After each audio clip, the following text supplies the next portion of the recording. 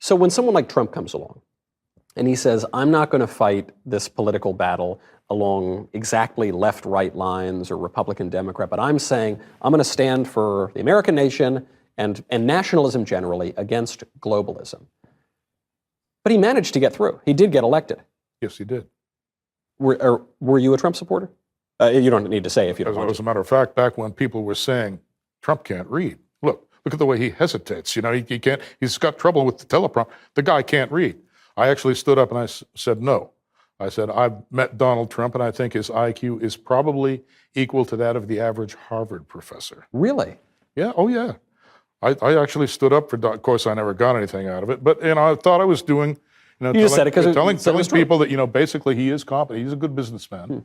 And therefore could be good for the country. And I wanted people to understand that. So how did this guy, and I've asked this to my friends, and I said, how did this guy, who I think was basically on the level and really did at least try to pose a stopping block to the globalism program, how did he ever get elected? How did they let him through? Well, he was a little bit of a wild card. Trump is not as easily controlled as some of them are. So he stood up there and he spoke his mind. He's got good instincts in that respect because what he said resonates with what is in the minds of a lot of American citizens. We want to have our own country. We want America to have first. We don't want our borders to be open. We don't want millions of third world migrants coming here every year and displacing us from our own territory. I mean, and Trump actually, he did a good job of enunciating that. That's how he got elected. Okay? And the first time around, they weren't prepared. Yeah. So they couldn't do anything about it. The second time around. Yeah. Are you suggesting, Chris, that there were some questions about the 2020 presidential election? Anyone who doesn't understand that election was, shall we say, not quite up to snuff, is some kind of moron. Because I was told by all the fact checkers and all the social media censors that if I raised any question, I said, it seems like they kind of violated the law in Pennsylvania, and it seems like actually they kind of extended the voting periods. They said that's crazy. You're a conspiracy theorist. How dare you? Well, that's exactly what they do. You see, you've violated groupthink, so you're out. Your opinion means nothing.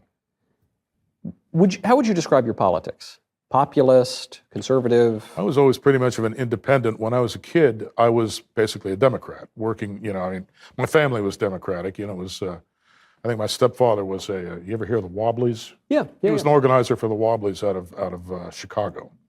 Okay, and so always I was raised around this liberal attitude. So yeah, we were Democrats, and I thought, okay, yeah, the working man, the people that actually hold this country together, that keep everything moving, those are the ones that we should really care about. And if we're not careful, the rich will walk all over them. So they need somebody to defend them and to take care of them. And I'm one of those people. I wasn't rich. My family had no money at all. Yeah. So naturally, I gravitated to that. Then the Democratic Party changed. Okay, no longer was it about the working man. Suddenly it was full of these billionaire techies that have never done an honest day's labor in their entire miserable lives. Okay, and I realized, wait a minute, things have changed here. Yeah.